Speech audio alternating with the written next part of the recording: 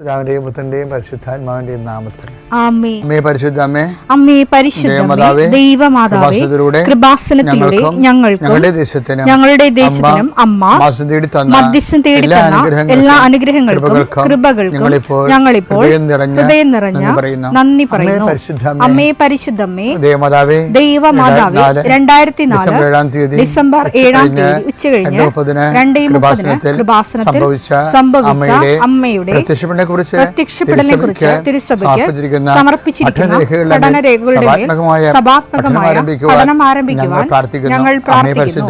അമ്മേ പരിശുദ്ധമേ, ഭൂസ്വർലോകങ്ങളുടെ രാജ്ഞിയായ അങ്ങേയ്ക്ക് ഭൗമ സംരക്ഷണത്തിനായി പ്രപഞ്ചപ്രകൃതിയെ തന്നെ തിരുസഭ പ്രതിഷ്ഠിക്കുവാൻ ഈ പ്രത്യക്ഷീകരണം വഴി ഇടയാക്കണമേ. പരിശുദ്ധമേ, ജപമാല മാതാവേ, സകല കൃപാസനം പ്രാർത്ഥനയോടും ചേർത്ത് ഞങ്ങളിപ്പോൾ പ്രാർത്ഥിക്കുന്ന ഈ കുടുംബത്തിന്റെ പ്രത്യേക നിയോഗം മക്കളെ, അമ്മയുടെ പ്രത്യക്ഷീകരണത്തിന്റെ ഈ അനുഗ്രഹവേളയിൽ ഞങ്ങൾക്ക് സാധിച്ചു തരുവാൻ കനിയണമേ. ആമേൻ. വിശ്വാസ പ്രമാണം. സർവശക്തനായ പിതാവും ആകാശത്തിന്റെയും ഭൂമിയുടെയും സൃഷ്ടാവുമായ ദൈവത്തിൽ ഞാൻ വിശ്വസിക്കുന്നു. അവിടുത്തെ ഏകപുത്രനും ഞങ്ങളുടെ കർത്താവുമായ ഈശോമിശിഹായിലും ഞാൻ വിശ്വസിക്കുന്നു. ഈ പുത്രൻ പരിശുദ്ധാത്മാവിനാൽ ഗർഭസ്ഥനായി കന്യകാമറിയത്തിൽ നിന്ന് പിറന്ന് പൊന്തിയോസ് പീലാത്തോസിന്റെ കാലത്ത് പീഡകൾ സഹിച്ച് കുരിശിൽ തറയ്ക്കപ്പെട്ട് മരിച്ച് അടക്കപ്പെട്ട് പാതാളങ്ങളിൽ ഇറങ്ങി മരിച്ചവരുടെ ഇടയിൽ നിന്ന് 3-ാം നാൾ ഉയർത്ത് സ്വർഗത്തിലേക്ക് എഴുന്നള്ളി സർവശക്തിയുള്ള പിതാവായ ദൈവത്തിന്റെ വലതുഭാഗത്തിരിക്കുന്നു. അവിടെ നിന്ന് ജീവിക്കുന്നവരെയും മരിച്ചവരെയും വിധിക്കുവാൻ വരുമെന്നും ഞാൻ വിശ്വസിക്കുന്നു. പരിശുദ്ധാത്മാവിലും ഞാൻ വിശ്വസിക്കുന്നു. വിശുദ്ധ കത്തോലിക്കാ സഭയിലും പുണ്യവാന്മാരുടെ ഐക്യത്തിലും പാപങ്ങളുടെ മോചനത്തിലും ശരീരത്തിന്റെ ഉയർപ്പിലും നിത്യമായ ജീവിതത്തിലും ഞാൻ വിശ്വസിക്കുന്നു. ആമേൻ. സുഖസ്ഥനായ ഞങ്ങളുടെ പിതാവേ, അങ്ങയുടെ നാമം പൂജിതമാകണമേ. അങ്ങയുടെ രാജ്യം വരണമേ. അങ്ങയുടെ തിരുമനസ് സ്വർഗത്തിലെ പോലെ ഭൂമിയിലും ആകണമേ. അന്നു വേണ്ടുന്ന ആഹാരം ഇന്ന് ഞങ്ങൾക്ക് തരണമേ. ഞങ്ങളോട് തെറ്റ് ചെയ്യുന്നവരോട് ഞങ്ങൾ ക്ഷമിക്കുന്നത് പോലെ ഞങ്ങളുടെ തെറ്റുകൾ ഞങ്ങളോടും ക്ഷമിക്കണമേ. ഞങ്ങളെ പ്രലോഭനത്തിൽ ഉൾപ്പെടുത്തരുതേ, തിന്മയിൽ ഞങ്ങൾ രക്ഷിക്കണമേ. ആമേൻ. നന്മ നിറഞ്ഞ മറിയമേ, സ്വസ്തി. കർത്താവ് അങ്ങയുടെ കൂടെ സ്ത്രീകളിൽ അങ്ങ് അനുഗ്രഹിക്കപ്പെട്ടവളാകുന്നു. അങ്ങയുടെ ഉദരത്തിൻ ഫലമായി ഈശോ അനുഗ്രഹിക്കപ്പെട്ടവനാകുന്നു. പരിശുദ്ധ മറിയമേ, തമ്പുരാന്റെ അമ്മേ, പാപികളായ ഞങ്ങൾക്ക് വേണ്ടി ഇപ്പോഴും ഞങ്ങളുടെ മരണസമയത്തും തമ്പുരാനോട് അപേക്ഷിക്കണമേ. ആമേൻ. കർത്താവേ, നിന്റെ ഉന്നതമായ നാമത്തിന് സ്തോത്രം ചെയ്യുന്നു. കർത്താവേ, നിന്റെ വിശുദ്ധ പൗരോഹിത്യത്തെ മഹത്വപ്പെടുത്തണം. കർത്താവേ, സഭയിലുള്ള സാന്നിധ്യം പ്രകടമാക്കണമേ. 40 വർഷം അർപ്പിച്ച കുർബാനയുടെ യോഗ്യതയാൽ കൃപാസ്ഥാനത്താരെ ജീവനോടെ പ്രത്യക്ഷപ്പെട്ട പരിശുദ്ധ അമ്മയുടെ പ്രത്യക്ഷീകരണ സ്ഥിരീകരണത്തിനായി ഇന്ന് കൃപാസ്ഥാനത്താരെ നടക്കുന്ന 10,000-കണക്കിന് മനുഷ്യരുടെ പ്രാർത്ഥനയോട് കൂടെ ദൈവവേദലെ ഞാൻ നിന്നെ ഈശോനാമത്തിൽ ആസ്വദിക്കുന്നു. കർത്താവേ, ജോലിയില്ലാത്തവര്, വീടില്ലാത്തവര്, ജീവിതത്തിൽ കലഹങ്ങളും ഭിന്നതകൊണ്ട് പിരിഞ്ഞു താമസിക്കുന്ന ജീവിത പങ്കാളികളെ, കുഞ്ഞുങ്ങളുടെ തെറ്റായ അവസ്ഥകൾ കണ്ട് വിഷമിക്കുന്ന മാതാപിതാക്കന്മാര്, ശാരീരികമായ രോഗങ്ങളെ അവസരപ്പെടുന്നതും രോഗം ആകുന്നതിന് സമയമെടുക്കുന്നില്ല എന്ന് ഓർത്ത് ഉത്കണ്ഠപ്പെടുന്നവരെയും സമർപ്പിച്ച് പ്രാർത്ഥിക്കുന്നു. ഇന്ന് യാത്ര ചെയ്യുന്നവരെ, ഇന്നത്തെ യാത്രയ്ക്ക് വേണ്ടി വിവിധമായ ഒരുക്കിയിരിക്കുന്ന ലക്ഷ്യങ്ങൾ, കണ്ടുമുട്ടുന്ന വ്യക്തികൾ, സംസാരിക്കുന്ന സംഭാഷണങ്ങൾ, എഴുതുന്ന രേഖകൾ, ഒപ്പിടുന്ന ഡോക്യുമെൻറ്റുകൾ, പങ്കെടുക്കുന്ന ഇൻ്റർവ്യൂകൾ, സെൻഡ് ചെയ്യുന്ന മെസ്സേജുകൾ എല്ലാം കർത്താവിൻ്റെ കൃപയാൽ നിറയപ്പെടാനും നീ ഇന്ന് തിരികെ എത്തുന്ന സമയത്ത് കർത്താവിൻ്റെ കൃപ നിന്നും നിറഞ്ഞു നിന്നുകൊണ്ട് സന്തോഷം വന്ന് ഉറങ്ങുവാനും ഇന്നത്തെ ദിവസം മുൻനിർത്തി നീ കണ്ടുമുട്ടുന്ന ഓരോ നിമിഷങ്ങളെയും, നിൻ്റെ ഓരോ സമയങ്ങളെയും, സന്ദർഭങ്ങളെയും, എല്ലാ സംരംഭങ്ങളെയും പരിശുദ്ധമ്മ ദേവമാതാവിൻ്റെ മധ്യസ്ഥത്തിലെ രാത്രിയും തിരിച്ചെത്തുന്നവരെ കർത്താവിൻ്റെ നാമത്തിൽ മാതാവിൻ്റെ മധ്യസ്ഥതയിൽ ഞാൻ നിൻ്റെ ജീവിതത്തെയും നിൻ്റെ കുടുംബത്തെയും ഈശോനാമത്തെ ആശീർവദിക്കുന്നു. ഈ പാഷൻ നെറേറ്റീവ്സ് ഇല്ലേ, വിടാനുഭവ പ്രവചനങ്ങൾ, ഉയർത്തെഴുന്നേൽപ്പിനെ കുറിച്ച് ഈശോ വധിക്കപ്പെട്ടു എന്ന് പറയുമ്പോൾ തന്നെ അവർ ഷോക്കായി. പിന്നെ ഉയർത്തെഴുന്നേൽപ്പിനെ കുറിച്ച് അവർക്ക് അത്ര ബോധമല്ല. പക്ഷെ അത് നിഗൂഢമായിട്ട് അവിടെ ഇരിക്കുക. അതുകൊണ്ട് അവർക്ക് ബോധം അല്ലെങ്കിലും അവരെ ലളിതമാക്കി ഈശോ കൊടുക്കണില്ല. ആ വചനം കഠിനമായിട്ട് തന്നെ ഇരിക്കുകയാണ്. അതാണ് ലൂക്ക 45 അവർക്ക് ഈ വചനം മനസ്സിലാക്കാൻ പീഡാനുഭവ വചന പ്രവചനം മനസ്സിലായില്ല. അവർക്ക് മനസ്സിലാക്കാൻ സാധിക്കാത്ത വിധം അത് അത്ര നിഗൂഢമായിരുന്നു. ആ നിഗൂഢ വചനമാണത്. ഇപ്പൊ നിഗൂഢ വചനങ്ങളുണ്ട്. അതിനുശേഷം ഇപ്പൊ നിഗൂഢ വചനങ്ങള് കർത്താവിന്റെ ഉയർപ്പിനെ കുറിച്ചുള്ള വചനങ്ങൾ ഈ ഒക്കൾട്ടായിട്ട് മാറണത്. ഈ ഒക്കൾട്ടായിട്ട് വരുന്ന ഗൂഢവചനങ്ങളെയാണ് ശരിക്കും താബോർ ആ മുദ്രവെച്ച വചനത്തിൻ്റെ സീല് പൊട്ടിക്കണത്. അതാണ് മോശയെ കാണിക്കുന്നുണ്ട്, താബോറിൽ ഏലിയയെ കാണിക്കുന്നുണ്ട്. ഉയർപ്പ് എന്താണെന്ന് മനസ്സിലാവും. ഏലിയ 700 കൊല്ലം മുമ്പും മോശ 1200 കൊല്ലം മുമ്പും എടുക്കപ്പെട്ട ആൾക്കാരാണ്. അപ്പോൾ അവർ ഉയർത്തെഴുന്നേറ്റ് നിൽക്കണേ കർത്താവിൻ്റെ കൂടെ. ഈ കാഴ്ച പറയണത് പിന്നെ താഴേക്ക് വരുമ്പോൾ പറയും, ഇതുപോലെ ഞാനും ഉയർക്കും. പറഞ്ഞു, ഇതുപോലെ ഞാനും ഉയർക്കും, പക്ഷെ ഞാൻ ഉയർക്കണവരെ കണ്ട കാഴ്ച ആരും പറയരുത്. ഇത് മനോഹരമാണെന്ന ബൈബിള്. മർക്കോസ് 9:9 അവർ കണ്ട കാര്യങ്ങൾ മനുഷ്യപുത്രൻ മരിച്ചവരിൽ നിന്ന് ഉയർക്കുന്നത് വരെ ആരോടും പറയരുതെന്ന് മലയിൽ നിന്നിറങ്ങിപ്പോരുമ്പോൾ അവൻ അവരോട് കൽപ്പിച്ചു. ഇപ്പൊ ഇവിടെ മനസ്സിൽ സംശയം ഉണ്ടായില്ല, ഉയർത്തുന്നപ്പോ എന്താണ്? പക്ഷെ അത് നിഗൂഢ വചനമല്ലേ? ഇത് ശരിക്കും ഗൂഢമായിട്ട് തന്നെ പോവുകയാണ്. കാര്യം മരിച്ചവൻ ഉയർക്കുക എന്താണെന്ന് ഈ മോസസിനെ കണ്ടിട്ടും ഏലിയാവിനെ കണ്ടിട്ടും ഈ കക്ഷികൾക്ക് മനസ്സിലായില്ല. അതാണ് താബോറിൽ ഇറങ്ങി വരുമ്പോൾ ഈ കാഴ്ച, ഞാൻ ഉയർത്തി നിൽക്കുന്നവരെ ആരോടും പറയരുതെന്ന് ഈശോ പറയുമ്പോഴും അങ്ങനെ പറയുന്നുണ്ടെങ്കിലും ഈ വചനം ഗൂഢമായിട്ടിരിക്കുന്നു എന്നുള്ള സൂചനയാണ് അവരുടെ സംശയത്തിന് വരണത്. എന്താണ് അവർ പറയണത്? 9:10 താബോറിൽ നിന്ന് ഇറങ്ങി കർത്താവ് പറഞ്ഞു, ഈ കാഴ്ച നിങ്ങൾ മാത്രം കണ്ടതാണ്, ഇത് ആരോടും പറയരുത്, ഞാൻ ഉയർത്തി നിൽക്കുന്നവരെ എന്ന് പറഞ്ഞപ്പോൾ ഈ മോസസിനെ ഏലിയാവിനെ അവരെ കണ്ടില്ലേ ഉയർത്തുന്നേറ്റ ആൾക്കാരാ. എന്നിട്ട് പോലും മനസ്സിലായില്ല. കാര്യം എന്താണ്? അത് നിഗൂഢ വചനമാണ്. അതാണ് പറയണത്. 9:45 പറയണില്ലേ, ആ വചനം ഗൂഢമായിരുന്നു എന്ന്. ഇപ്പൊ എന്താ പറയണത്? 9:10 എന്താ പറയണത്? മരിച്ചവരിൽ നിന്ന് ഉയർക്കുക എന്നത് എന്താണെന്ന് ചിന്തിച്ചുകൊണ്ട് അവർ ഈ വചനം രഹസ്യമായി സൂക്ഷിച്ചു. ഇതാണ് വിഷയം. ഇത് ഈശോയുടെ മനസ്സിനെ വളരെ തളർത്തിയിട്ടുണ്ട്. ഇതിൻ്റെ ഒരു മാനസിക അന്തരീക്ഷം വളരെ വല്ലാത്തതാണ്. ഈ 3 പേരെയും, യാക്കോബിനെയും യോഹന്നാനെയും പത്രോസിനെയും കർത്താവിനെ ഉയർത്തുന്നതിന് പകരം അതിൻ്റെ ഡമ്മി ആയിട്ട് ഡെമോ കാണിച്ചു. ആര്? ഏലിയാവിനെയും കാണിച്ചു. ഉയർത്തുന്നത് ഏലിയാവിനെയും മോസസിനെയും കാണിച്ചിട്ട് പറഞ്ഞു, ഇതുപോലെ ഞാൻ ഉയർത്തി നിൽക്കും, പക്ഷെ ഞാൻ ഉയർത്തി നിൽക്കുന്നവരെ ഈ കണ്ട കാഴ്ച പറയരുത്. അപ്പോഴും ഈ ഇവരെന്താ പറയണത്? ഉയർത്തി നിൽക്കുന്നത് എന്താണെന്ന് ചിന്തിച്ചത്. ഇതല്ല ഉയർത്തി നിൽപ്പെന്ന് പറയണത്. അത് മനസ്സിലാക്കാൻ അത് മറയപ്പെടുകയാണ് ഇവർക്ക്.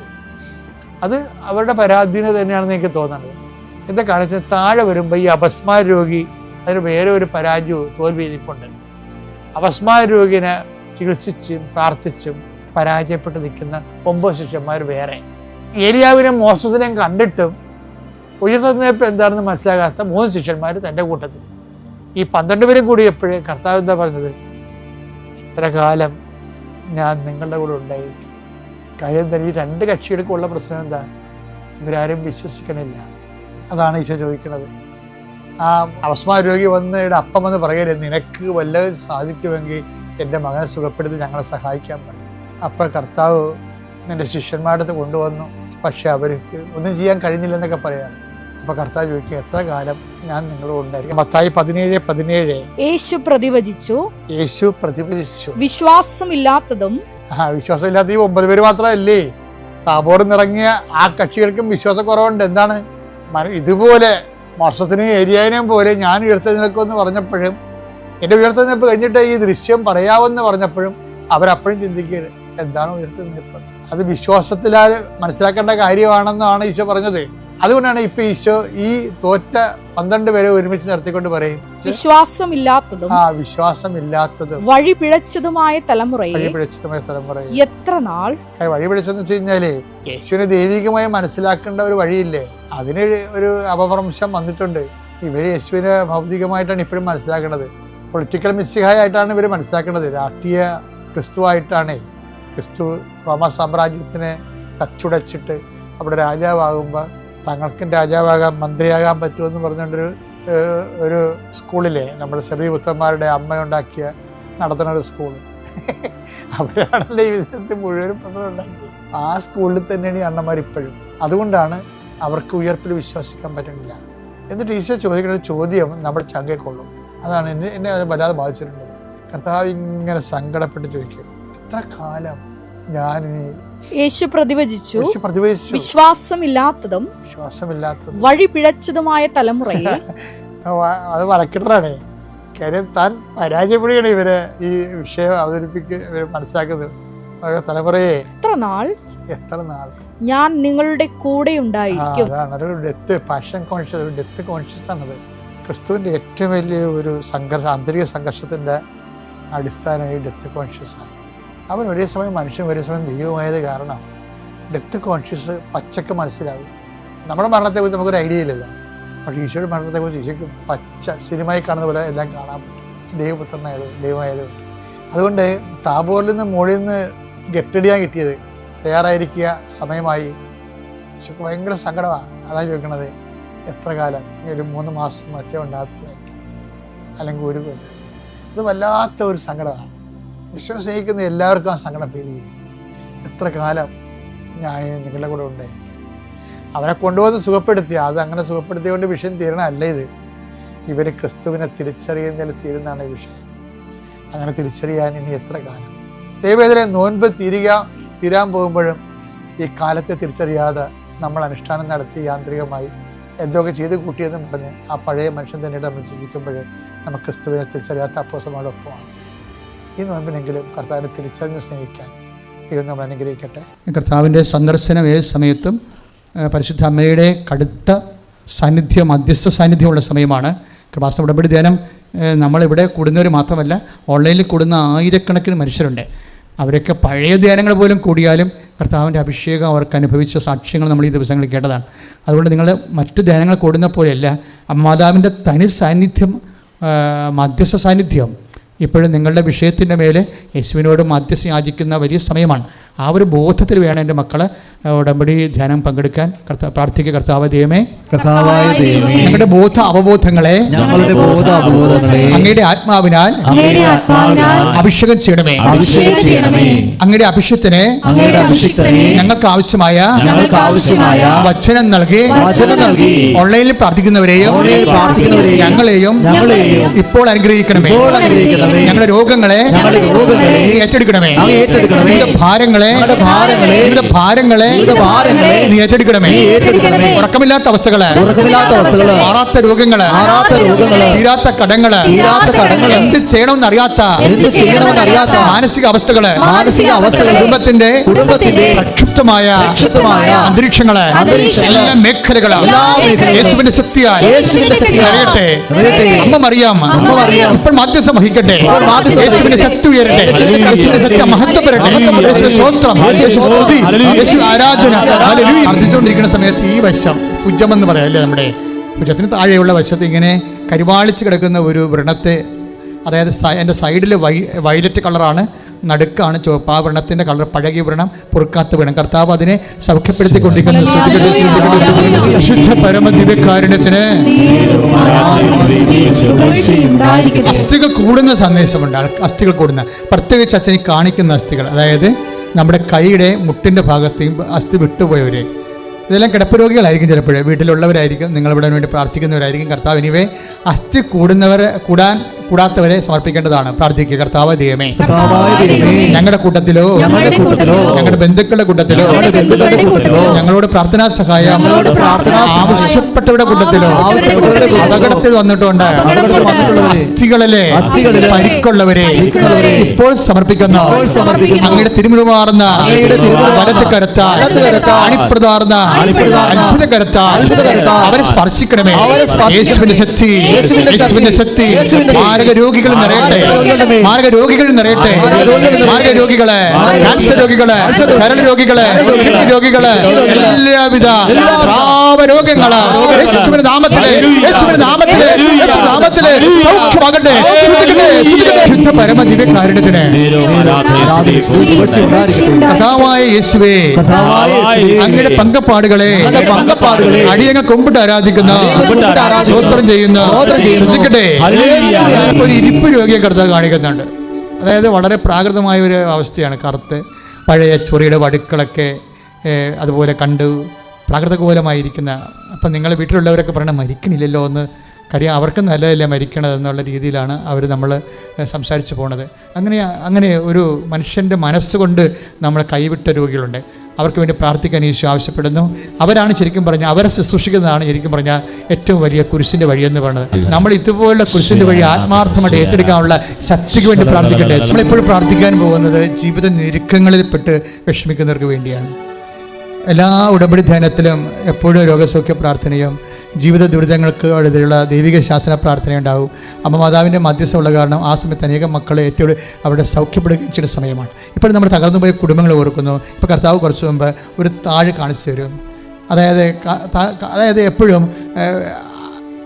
നഷ്ടപ്പെട്ടു പോയ വരുമാന മാർഗ്ഗങ്ങൾ, അതാണ് പൂട്ടപ്പെട്ട താഴ്. അതൊരു മെസ്സേജാണ്, ഇടയ്ക്കിടയ്ക്ക് വരുന്നൊരു മെസ്സേജാണ്. പ്രാർത്ഥിക്കുക മാത്രമേ അത് വരത്തുള്ളൂ.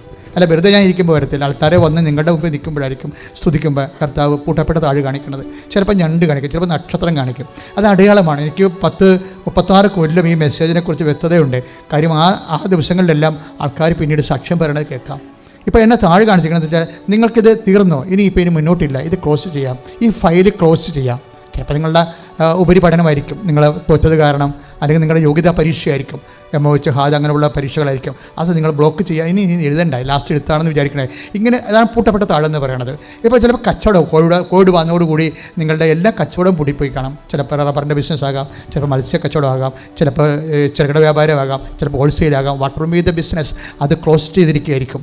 ചിലപ്പോൾ നിങ്ങളുടെ പാർട്ട്ണർ നിങ്ങളെ പറ്റിച്ചതാകാം. ചിലപ്പോൾ അതിൻ്റെ പേരിൽ കേസ് കിടക്കണ കാരണം നിങ്ങൾക്ക് തുറക്കാൻ പറ്റാത്തതാകാം. ചിലപ്പോൾ സർക്കാർ റിസീവറിലാകാം. വാട്ടർ വിത്ത് ദ സിറ്റുവേഷൻ കർത്താവ് നിങ്ങൾ അനുഗ്രഹിക്കാൻ പോകുന്നു. ശ്രുതികട്ടെ മക്കളെ, യേശുവിൻ്റെ അടുത്ത് വരുമ്പോഴേ എന്താണ് ഇപ്പോൾ പരിശുദ്ധാത്മ പറയണത്? ഒരു ഫയലും ക്ലോസ് ചെയ്തിട്ടില്ല. യേശുവിൻ്റെ അടുത്ത് വരുമ്പോഴേ ഒരു വാതിലും അടഞ്ഞിട്ടില്ല. അഥവാ അടഞ്ഞു പോയ വാതിലുകളെ ഈ ആരാധനയിൽ അവൻ നിങ്ങൾക്ക് വേണ്ടി തുറന്നു തരും. അപ്പോൾ നിങ്ങൾ പിരിയാൻ തീരുമാനിച്ചു. ചിലപ്പോൾ മ്യൂച്വൽ ആയിട്ട് ചില കോടതി ഒപ്പിട്ട് കൊടുത്തായിരിക്കാം. പക്ഷേ നിൻ്റെ ഉള്ളിലുണ്ടായിരുന്നു ഇത്രയും എത്തേണ്ട കാര്യമില്ലായിരുന്നോ? ഇതൊക്കെ ഇങ്ങനെ ചുമ്മാ വാശിപ്പുറത്ത് അങ്ങോട്ടും ഇങ്ങോട്ടും എത്തിപ്പോയതാണ്. പക്ഷേ ഇതിൻ്റെ ആവശ്യമില്ലായിരുന്നു. ഇതിനേക്കാൾ വലിയ ഒരു പുലി മാരണത്തിനാണ് കല്യാണം കഴിക്കാൻ പോകുന്നത് എങ്ങനെ അറിയാൻ പറ്റും? അതിൽ നിന്നുണ്ടാകുന്ന കുഞ്ഞുങ്ങളായിരിക്കും അതിൻ്റെ ജീവൻ എടുക്കാൻ പോകുന്നത് എങ്ങനെ അറിയാൻ പറ്റും? We don't know. അപ്പോൾ പലപ്പോഴൊക്കെ അപ്പോഴപ്പോഴോ വൈകാരികമായുള്ള സിറ്റുവേഷനിലെ നമ്മൾ ദൈവത്തിൻ്റെ മനസ്സിന് പറ്റാത്ത തീരുമാനം എടുക്കുമ്പോഴേ നമുക്ക് ഒറ്റയ്ക്ക് ചില സമയത്ത് പ്രയാസം ഉണ്ടാവും. എങ്ങനെയെങ്കിലും ഇതൊന്ന് സെറ്റായാൽ മതിയായിരുന്നു. വിവാഹത്തിൻ്റെ വിഷയമായാലും ശരി, മക്കളില്ലാത്ത അവസ്ഥയായാലും ശരി, പല കാര്യങ്ങൾക്ക് പരദൂഷണം കേൾക്കുന്ന അവസ്ഥയായാലും ശരി, മറ്റുള്ളവരുടെ മുമ്പിൽ നമ്മുടെ മുഖം നഷ്ടപ്പെട്ട അവസ്ഥയായാലും ശരി, what ever may be the case, കർത്താവ് നിന്നെ സംരക്ഷിക്കാൻ പോകുന്നു. നീ സ്തുതിക്കട്ടെ, കർത്താവ് നിന്നെ ശ്രദ്ധിക്കാൻ പോകുന്നു. പിള്ളേർക്കുണ്ടാകുന്ന അസുഖങ്ങളെക്കുറിച്ച് നമുക്ക് പ്രാർത്ഥിക്കാം. ചിലപ്പോൾ ഗർഭധിശിശുവായിരിക്കാം. ഡോക്ടർ പറഞ്ഞിരിക്കുന്നത് അത് ആന്തരിക പല അവയവങ്ങൾ വളരണില്ല, വേണ്ടത്ര തൂക്കമില്ല. ചിലപ്പോൾ അത് എക്സ്ട്രാക്ട് ചെയ്ത് കളയാം, അബോർട്ട് ചെയ്ത് കളയാൻ വേണ്ടി ചിലപ്പോൾ നിനക്ക് നിർദ്ദേശം കിട്ടിയ വ്യക്തിയാകാം ഈ ധ്യാനം കൂടുന്നത്. ആ സമയത്തെല്ലാം നീ ഉദരത്തിലെ അച്ഛൻ എന്ത് പറഞ്ഞാലും എൻ്റെ മകൾ ആ ശരീരത്തിൻ്റെ ആ ഭാഗങ്ങൾ കൈവച്ച് വിശ്വാസപ്രമാണം ചെയ്തുകൊണ്ടിരിക്കണം. കർത്താവ് നിന്നെ അടിപ്പിണർ പോലെ സൗഖ്യപ്പെടുത്തും. ഇത് കൃപാസനമാണ്. അമ്മ മാതാവ് ജീവനോടെ പ്രത്യക്ഷപ്പെട്ടിട്ട് ഇതുപോലെ 10,000-ങ്ങളെ സുഖപ്പെടുത്തിയ ഒരു വിശുദ്ധമായ മണ്ണിലാണ് നീ ഇപ്പോൾ എത്തിച്ചേർന്നിരിക്കുന്നത്. അഥവാ ഓൺലൈൻ ധ്യാനം കൂടുന്നവരാണെങ്കിൽ ആ ധ്യാനകേന്ദ്രത്തിൽ നിന്നാണ്, ആൾത്താറയിൽ നിന്ന് അമ്മ പ്രത്യക്ഷപ്പെട്ട അതേ സ്ഥലത്താണ്. എനിക്ക് 1 മീറ്റർ പുറകിലാണ് അമ്മ പ്രത്യക്ഷപ്പെട്ടത് 2004. അപ്പം അത്രയും അടുത്ത് നിന്നുകൊണ്ടാണ് ഈ ധ്യാനം നയിക്കപ്പെടുന്നത്. അതുകൊണ്ട് തന്നെ നീ ദൈവസാന്നിധ്യ ബോധം ഉണ്ടാകണം. നിൻ്റെ മക്കളെക്കുറിച്ച് വേദനിക്കുന്നുണ്ടാവും, അവരുടെ പഠനത്തെക്കുറിച്ച് വേദനിക്കുന്നുണ്ടാവും, അവരുടെ സ്വഭാവത്തിൻ്റെ ശൈഥില്യങ്ങളെക്കുറിച്ച് വിഷമിക്കുന്നവരുണ്ടാവും. ചിലപ്പോൾ ഇങ്ങനെയുള്ള എല്ലാ മക്കളും, ചില വഴിയില്ലാത്തവർ, വീടില്ലാത്തവർ, വെള്ളമില്ലാത്തവർ, ഇങ്ങനെ എത്രയോ പ്രശ്നങ്ങളാണ് ഈ ദിവസങ്ങൾ പുതുതായിട്ട് റൈസ് ചെയ്യണത്. അതായത് വെള്ളത്തിൻ്റെ പ്രശ്നം വർഷങ്ങളായിട്ടുള്ള പ്രശ്നമാകാം. മാർച്ച് മാസവും ഏപ്രിൽ മാസവും വരുമ്പോഴേ കുടിവെള്ളം കിട്ടത്തില്ല, മഴ പെയ്യുമായിരിക്കും. പക്ഷേ കിണറ്റുകൊണ്ട് ജീവിക്കുന്നവർക്ക് അതിന് വെള്ളമില്ല. ആ മേഖലയെല്ലാം സമർപ്പിക്കപ്പെടേണ്ട വിഷയമാണ്. അവിടെ എല്ലാം ശാശ്വത പരിഹാരമാണ് ഉണ്ടാകുന്നത്.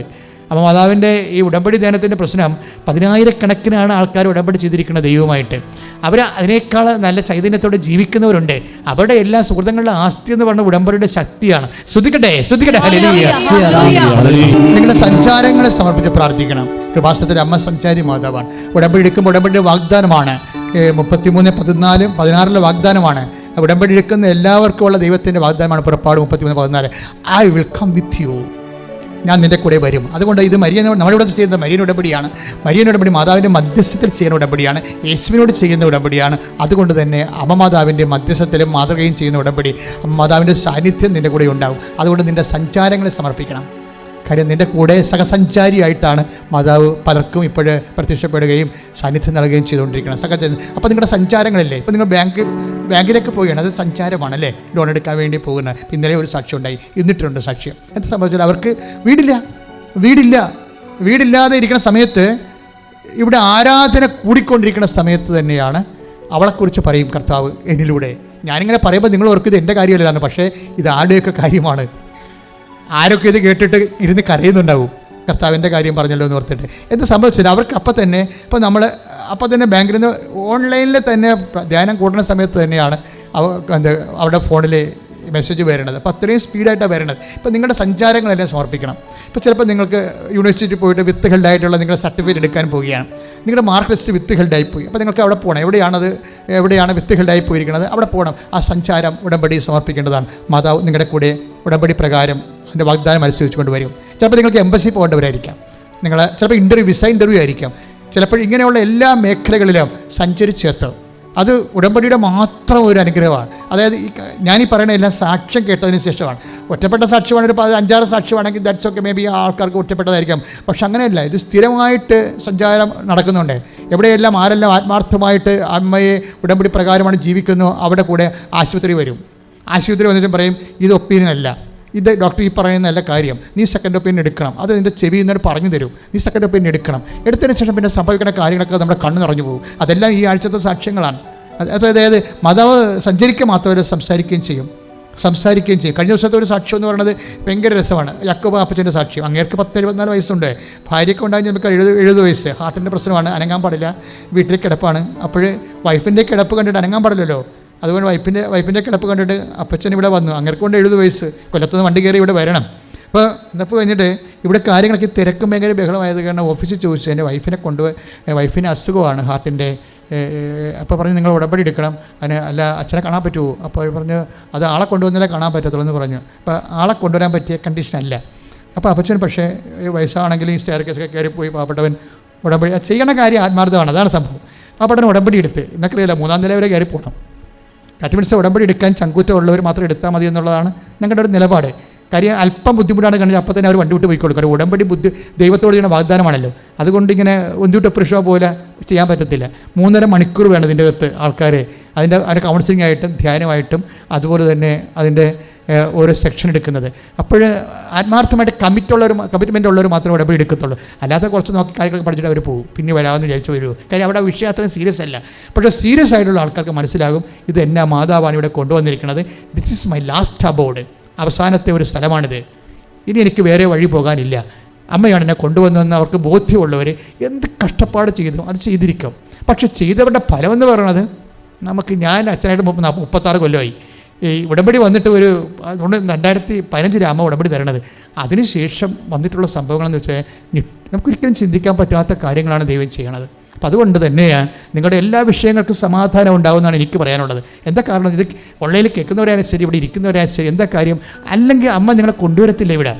ഇപ്പം ആരെങ്കിലൊക്കെ പറഞ്ഞു കേട്ട് വന്നൊന്നും കാര്യമില്ല, ദൈവമായിരിക്കും അവരിലൂടെ പ്രവർത്തിച്ചിരിക്കുന്നത്. അപ്പം അതുകൊണ്ട് ഈ ഉടമ്പടി ധ്യാനം ഓൺലൈനിൽ കേൾക്കുന്ന ഈ സമയമായാലും ശരി, കർത്താവാണ് നിന്നെ കൊണ്ടുവന്നതെന്നുള്ള ബോധം നിനക്കുണ്ടാവണം. പ്രാർത്ഥിക്കുക. കർത്താവായ ദൈവമേ, ഉടമ്പടി ധ്യാനം കൂടാൻ ഭാഗ്യം തന്നതിലെ നന്ദി പറയുന്നു. കർത്താവേ, ഈ ഉടമ്പടി ധ്യാനം കൂടുമ്പോഴേ ഞങ്ങളുടെ എല്ലാ ജീവിത മണ്ഡലങ്ങളെയും ഏറ്റെടുക്കുകയും സഞ്ചരിച്ച് ഞങ്ങളുടെ കൂടെ വരികയും ചെയ്യുന്നതിനോട് നന്ദി പറയുന്നു. പ്രിയപ്പെട്ടവരെ, എൻ്റെ വിഷയം എന്ന് പറഞ്ഞാൽ ഈ അപ്പച്ചൻ ഉടമ്പടിയുടെ വൈഫിന് വേണ്ടിയല്ല ഉടമ്പടി എടുക്കുന്നത്. അപ്പോൾ എനിക്ക് ഇഷ്ടപ്പെട്ട എന്താണെന്നറിയാമോ, ഇത്രയും പ്രായമായിട്ടും 70 വയസ്സുണ്ടെന്ന് വെച്ചാൽ ആളെ കണ്ടിട്ട് അത്രയ്ക്ക് ഒരു ആരോഗ്യമുള്ള ലക്ഷണമല്ല ഞാൻ ടി വിയിൽ കണ്ടിട്ട്. പക്ഷേ എങ്കിലും ആ വൈഫിന് വേണ്ടി അങ്ങേര് 74 വയസ്സ് വരെയുള്ള അങ്ങേര് ഇവിടം വരെ വന്ന് കഷ്ടപ്പെട്ട് ഇത് ചെയ്യാൻ ആ വൈഫിനോട് അങ്ങേർക്ക് അത്ര സ്നേഹം തോന്നിയല്ല. ഈ പ്രായത്തിലും സാധാരണ ഈ പ്രായം അത്ര സ്നേഹം തോന്നുന്ന പ്രായം അല്ല. അവർക്ക് 70 വയസ്സുണ്ട്, ഇങ്ങനെ 74 വയസ്സുണ്ട്. പഴയെന്ന് വെച്ചാൽ ഇതാണ് യഥാർത്ഥ സ്നേഹം എന്ന് പറയുന്നത്. നിങ്ങൾക്ക് ശരീരവും ആരോഗ്യമൊക്കെ ഉണ്ടാകുന്ന, സൗന്ദര്യം ഉണ്ടാകുന്ന സമയത്ത് കാണിക്കുന്ന സ്നേഹങ്ങളൊക്കെ ഒരു പ്രകൃതിപരമായ ജൈവമായിട്ടുള്ള ഒരു വാസനകളാണ്, ജൈവവാസനകളാണ്. നിങ്ങൾക്കറിയാത്തല്ലാഞ്ഞിട്ടാണ്. നിങ്ങൾ ചെറുപ്പകാലത്ത് കാണിച്ചു കൂട്ടുന്ന എല്ലാ അഭ്യാസങ്ങളും ഒരു ജൈവവാസന, ഒരു മനുഷ്യൻ ഒരു അനിമൽ എന്ന രീതിയിലുള്ള ഒരു ജൈവവാസനയാണ് പകുതി മുക്കാൽ. എല്ലാം അങ്ങനെയാണെന്ന് ഞാൻ പറയുന്നില്ല. പക്ഷേ സർവൈവ്ഡ് ലവ് എന്ന് പറയുന്നത് 60 വയസ്സിന് ശേഷമാണ്.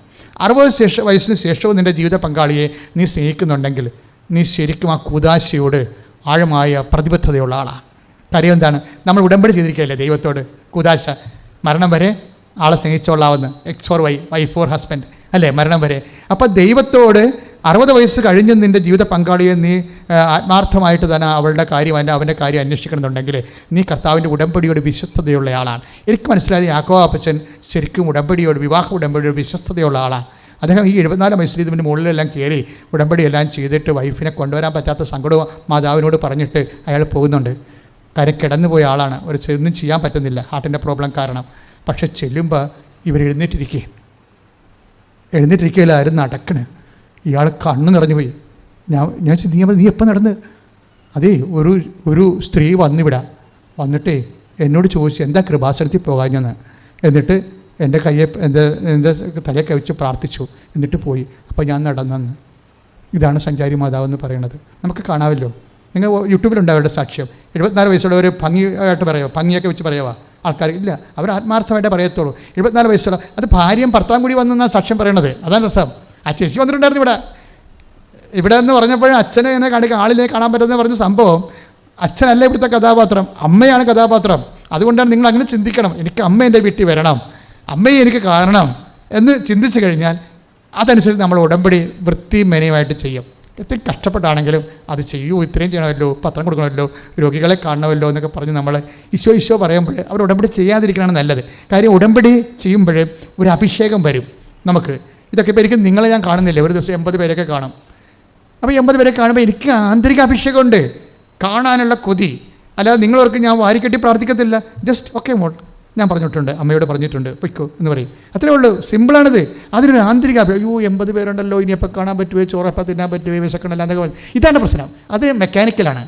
നിങ്ങളിവിടെ ഉടമ്പടി എടുക്കാൻ വരുമ്പോൾ അങ്ങനെ ചിന്തിച്ചാൽ അതിൻ്റെ അർത്ഥം അനോയിൻറ്റിങ് കിട്ടിയിട്ടില്ല എന്നുള്ളതാണ് പ്രശ്നം. ഉടമ്പടി എടുക്കണമെങ്കിൽ ഒരു പ്രീ അനോയിൻറ്റിങ് ആവശ്യമുണ്ട്. അച്ഛൻ നിങ്ങളെ കാണുന്നത് എന്ത് സന്തോഷത്തോടെയാണ് കാണുന്നത്. എന്ത് പ്രശ്നങ്ങൾ നിങ്ങൾക്ക് ഉണ്ടായാലും ജപ്റ്റിനടിയാണ് അച്ഛൻ ഇപ്പം പിടിക്കുമെന്ന് പറഞ്ഞാൽ അച്ഛൻ നിൽക്കുമല്ലോ, നമുക്ക് ആളുണ്ടല്ലോ പറയാൻ. അമ്മ മാതാവ് ജീവനോടെ പ്രത്യക്ഷപ്പെട്ടതിൻ്റെ ഭാഗമായിട്ട് കിട്ടിയല്ലേ ഉടമ്പടി. ഞങ്ങളെപ്പോഴും കിട്ടിയ ഉടമ്പടി പ്രത്യക്ഷീകരണത്തിൻ്റെ ഭാഗമാണ്, അല്ല ഉടമ്പടിയുടെ തന്നതല്ല. അമ്മയുടെ പ്രത്യക്ഷീകരണം അടയാളങ്ങൾ കൊണ്ട് അത് സ്ഥിരീകരിക്കുകയും സഭ ആ അടയാളം കണ്ട് പഠിക്കുകയും അമ്മയുടെ പ്രത്യക്ഷീകരണം സത്യമാണെന്ന് നാളെ പറയുകയും ചെയ്യാൻ വേണ്ടിയാണ് അമ്മ പ്രത്യക്ഷീകരണ പ്രാർത്ഥന ആദ്യം തന്ന് അതിൻ്റെ ഭാഗമായിട്ടാണ് ഉടമ്പടി തന്നത്. അപ്പോൾ ആ പ്രത്യക്ഷീകരണ പ്രാർത്ഥനയിൽ ഒരു വാക്കുണ്ടായിരുന്നു 2000. എന്താണ്? അമ്മ ആഗ്രഹിക്കുന്ന ഒരു കൃപാവര പദ്ധതി കൃപാസനത്തിലും ഞങ്ങളുടെ കുടുംബത്തിലും നിറവേറാൻ ഇടയാക്കണമേ. അത് ആൾക്കാർ 6 മാസം പ്രാർത്ഥിച്ചപ്പോഴാണ് ആ കൃപാവര പദ്ധതി കൃപാസനത്തിലും ഞങ്ങളുടെ കുടുംബത്തിലും നിറവേറുന്ന കൃപാവര പദ്ധതിയായിട്ടാണ് ഉടമ്പടി വരുന്നത്. അതുകൊണ്ട് ഉടമ്പടി സാക്ഷ്യങ്ങളെല്ലാം വരുന്നത് അമ്മയുടെ പ്രത്യക്ഷീകരണത്തിൻ്റെ ഭാഗമായിട്ടാണ്. അതിൽ ഉടമ്പടി എടുക്കുന്ന എല്ലാവരും മനസ്സിൽ പ്രാർത്ഥിക്കണം, അമ്മേ പ്രത്യക്ഷീകരണത്തിൻ്റെ സാക്ഷിയായിട്ട് എൻ്റെ കുടുംബത്തെ ഉയർത്തണമേ. നെഞ്ചത്ത് കൈവച്ച് പ്രാർത്ഥിച്ചേ, അമ്മേ പരിശുദ്ധ അമ്മേ കൃപാസനം മാതാവേ സമയ ഘടികാരം നെഞ്ചിൽ ചാർത്തിക്കൊണ്ട് ദുരന്തമുണ്ടാകാൻ പോകുന്നു പ്രാർത്ഥിക്കണമെന്ന് ആവശ്യപ്പെട്ട ദൈവ മനസ്സനുസരിച്ചുകൊണ്ട് എല്ലാ ദുരന്തങ്ങളെയും പ്രാർത്ഥന കൊണ്ട് പ്രതിരോധിക്കാൻ ഉടമ്പടി എടുത്തിരിക്കുന്ന ഞങ്ങളുടെ പ്രാർത്ഥനാ ചൈതന്യത്തെ ഊതി കത്തിക്കണമേ.